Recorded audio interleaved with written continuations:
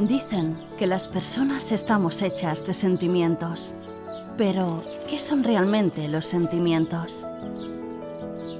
Felicidad, amor, tranquilidad, cercanía, unión, afecto, sorpresas. Los sentimientos son emociones vividas, donde esa parte interior de nosotros nos hace vivir experiencias únicas y maravillosas. Experiencias que solo se viven una vez en la vida y que duran por siempre en nuestros corazones y mentes. Porque cada experiencia es totalmente diferente una de la otra.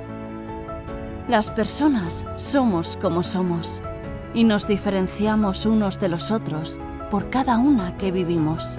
Y tratamos a lo largo de nuestras vidas obtener diferentes emociones que nos hagan sentir aún más y despierten sentimientos únicos dentro de nosotros. En Calzada Events sabemos lo importante que son cada una de las emociones que puedas sentir el día de tu boda, porque trabajamos con excelencia, talento, exigencia y buen gusto. Tratamos de adaptarnos a ti en todo momento y hacer diferente lo indiferente. Porque somos sentimientos, somos emociones. Porque somos Calzada Events.